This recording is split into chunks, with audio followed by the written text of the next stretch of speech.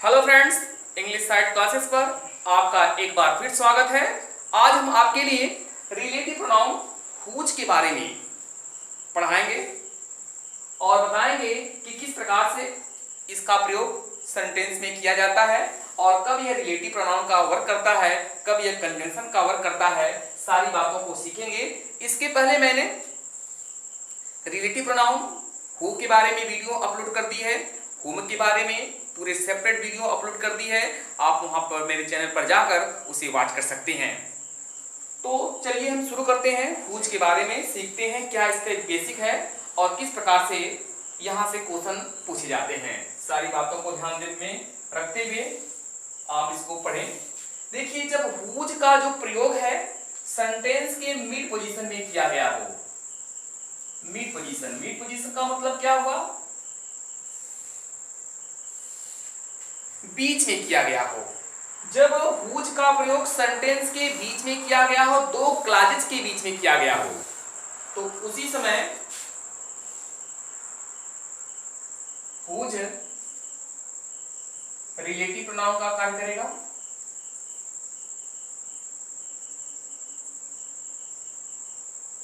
और इसी के साथ साथ यह कंजंक्शन का भी कार्य कर सकता है,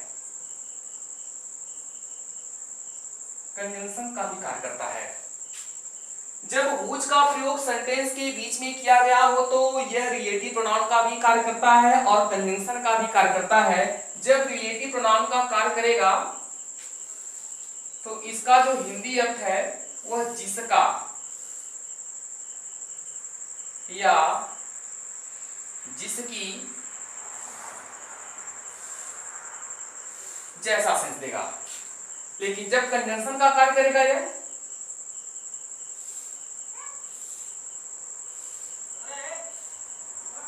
किसका, तो यह किसका का सेंस देगा। पहली पॉइंट आपने इसके बारे में सीखा।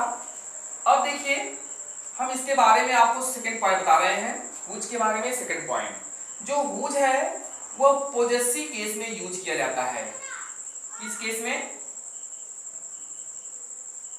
पोजेसिव केस में यूज किया जाता है। पोजेसिव केस का मतलब क्या हुआ कि हुज के बाद आपको क्या चाहिए? एक नाउन चाहिए, तभी यह पोजेसिव का प्रयोग करेगा। तो जब सेंटेंस के बीच में यह आएगा तो इसके बाद नाउन आना कंपलसरी है, क्योंकि हुज का प्रयोग पोजेसिव केस में किया जाता है एज ए पोजेसिव केस। इसका जो सब्जेक्ट है वो हु होता है और इसका जो ऑब्जेक्ट है वो हुम होता है और हुज का प्रयोग पोजेसिव केस के रूप में किया जाता है। इट मींस इसके बाद हमेशा नाउन आनी चाहिए। आइए जानते हैं इसके बारे में। नेक्स्ट पॉइंट,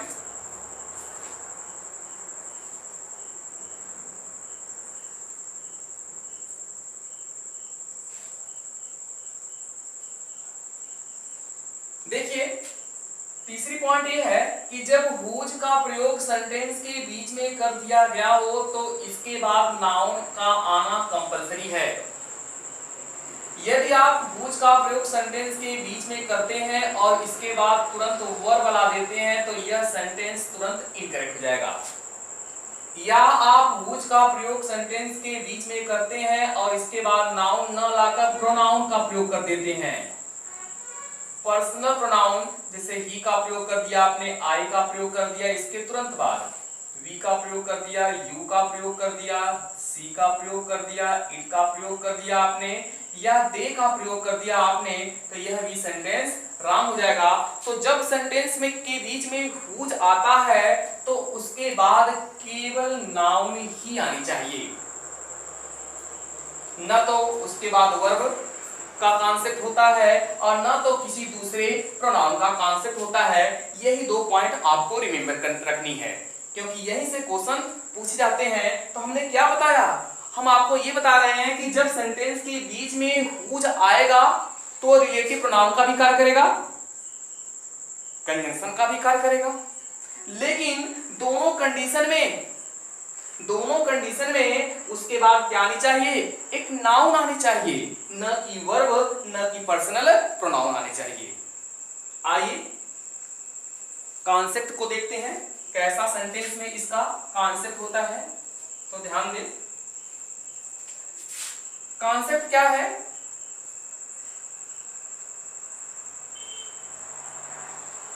एक सब्जेक्ट स्टार्टिंग में, उसके बाद वर्ब, यहां पर द का प्रयोग किया गया हो और प्लस नाउन का प्रयोग किया गया हो। ध्यान दें, जब यहां नाउन आएगी और उसके बाद हुज का प्रयोग कर दिया गया हो, उसके बाद एक नाउन और आए, तब जाकर क्या है, एक वर्ब आए और यहां पर ऑब्जेक्ट या अदर वर्ड आए। कभी हुज का कॉन्सेप्ट ऐसा होता है कि सब्जेक्ट, वर्ब, नाउन जिससे यह रिलेटेड है, यह नाउन चाहे लिविंग हो और चाहे यह नॉन लिविंग हो, दोनों के लिए किसका प्रयोग किया जाता है? हुज का प्रयोग किया जाता है। यह पॉइंट आप ध्यान दें कि हुज का जो प्रयोग है वह लिविंग सजीव वस्तुओं के लिए भी होता है और निर्जीव वस्तुओं दोनों के लिए होता है। और उसके बाद हुज का प्रयोग करें और इसके तुरंत बाद एक नाउन लाएं, तब जाकर वर्ब का प्रयोग करें और ऑब्जेक्ट या अदर वर्ड का। तो इस वर्ब का जो एग्रीमेंट होगा इसके साथ होगा और इस वर्ब का एग्रीमेंट इसके साथ होगा। पहला कॉन्सेप्ट किसका रहा?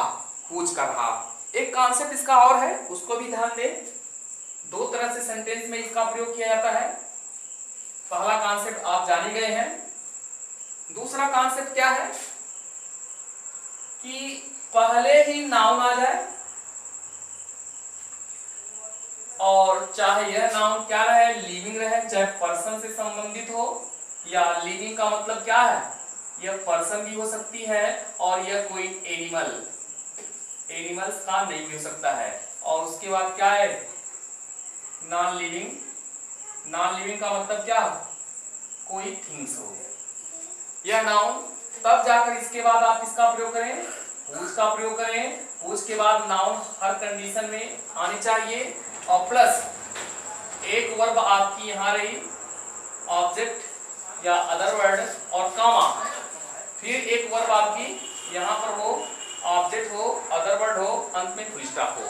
ध्यान दें, इस वर्ब का एग्रीमेंट इसके साथ होगा और इसका एग्रीमेंट इस नाउन के साथ होगा। दोनों कॉन्सेप्ट आशा करते हैं समझ में आ गया होगा कि पहला कॉन्सेप्ट क्या है, हुज बीच में आए, नाउन यहां लाए, एक वर्ब यहां हो, एक सब्जेक्ट यहां हो, एक वर्ब यहां हो, एक सब्जेक्ट यहां हो, पहला कॉन्सेप्ट है।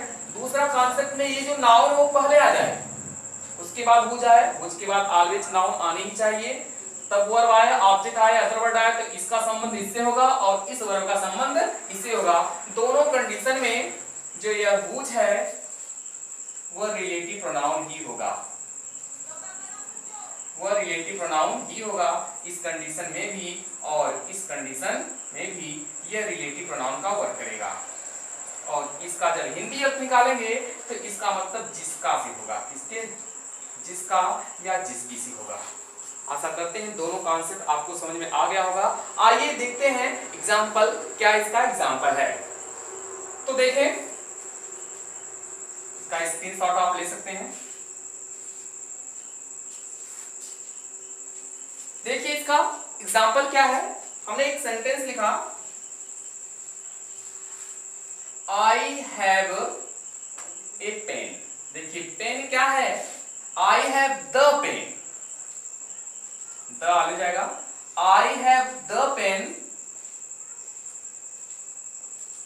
निर्जीव है, हुज कलर इज रेड। इसका मतलब क्या होगा कि आई हैव द पेन, मेरे पास वह कलम है, हुज जिसका जो कलर है वह क्या है, लाल है। देखिए बीच में किसका प्रयोग किया गया है, हुज का। हुज की तुरंत बाद क्या आई है, नाउन आई है। जब इसके तुरंत बाद नाउन आएगी तब इसका कॉन्सेप्ट करेक्ट होगा। और इसके पहले इसका जो इंसिडेंट है, पूर्ववर्ती शब्द है, वह नाउन के रूप में आया हुआ है, तब आप इसको ये कह सकते हैं यह क्या है, एक रिलेटिव प्रोनाउन है, एक रिलेटिव प्रोनाउन है। यह आपने पहला कॉन्सेप्ट देखा हुज का। दूसरा कॉन्सेप्ट देख लें, दूसरे कॉन्सेप्ट में क्या है कि यही नाउन पहले आती है। जैसे दूसरा कॉन्सेप्ट का एग्जांपल देखें, द बॉय पर्सन है, हुज फादर, देखिए नाउन आ गई है, whose father is a doctor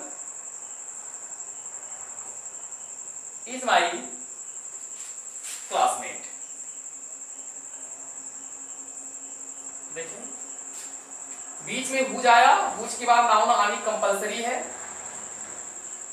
और इसके पहले एक नाउन और है जिसकी ये विशेषता बता रहा है। इसका मतलब क्या हुआ कि जब इसके पहले वह नाउन आ जाए जिससे संबंधित है, तब ये किसका काम करेगा, रिलेटिव प्रोनाउन का कार्य करेगा। तो दो कंडीशन है हुज के सेंटेंस में प्रयोग करने की, एक तो मिड पोजीशन में सब्जेक्ट के साथ, एक तो बिना सब्जेक्ट बिना वर्ब एक नाउन के साथ। तो इसका संबंध इससे होगा एग्रीमेंट, और इसका एग्रीमेंट किसके साथ होगा, इस नाउन के साथ होगा। दोनों कॉन्सेप्ट समझ में आ गए होंगे, दोनों एग्जांपल समझ में आ गए होंगे।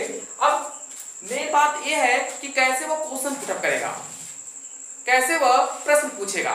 तो ध्यान दें, यहां पर हमेशा आप नाउन का ही प्रयोग करें, कभी भी आप पर्सनल प्रोनाउन या किसी दूसरे पार्ट ऑफ स्पीच का न प्रयोग करें, केवल आप सब्जेक्ट नाउन का ही प्रयोग करें। देखिए कैसे क्वेश्चंस बनते हैं यहां से हैं। अगर मैंने कह दिया इसी सेंटेंस को इनकरेक्ट मुझे करना है, तो मैंने लिखा एग्जांपल के रूप में द बॉय हुज, अगर मैंने यहां ही लिख दिया, is a doctor is my classmate, तो यह सेंटेंस क्या जाएगा, रॉन्ग जाएगा, क्योंकि हुज हमेशा अपने बाद नाउन लाता है, नाउन को छोड़कर कोई दूसरी पार्ट ऑफ स्पीच नहीं लाएगा। इसका मतलब क्या होगा, यहीं पर एरर है, तो स्पॉटिंग एरर होगी, तो इस पार्ट में होगा। सेंटेंस इंप्रूवमेंट करना है तो आप इसमें इंप्रूवमेंट करेंगे, तो यहाँ कोई नाउन होनी चाहिए, ही है तो ही का मतलब कोई नाउन होनी चाहिए, तो आप लिख सकते हैं कुछ भी, the boy whose mother is a, या ही है तो लिख सकते हैं हुज फादर या whose brother is a doctor is my classmate. तो ये एग्जांपल आपका सेंटेंस करेक्ट हो जाएगा। तो आशा करते हैं कि हुज के बारे में आप सीख चुके होंगे किस प्रकार से इसका सेंटेंस में सही प्रयोग किया जाता है। यदि आपको यह वीडियो पसंद आ रही है तो मेरे चैनल को सब्सक्राइब करें, जितना हो सके मेरी वीडियो को शेयर करें और मेरी वीडियो को लाइक करें। मिलते हैं अगली वीडियो में अगले रिलेटिव प्रोनाउन के साथ, तब तक के लिए धन्यवाद।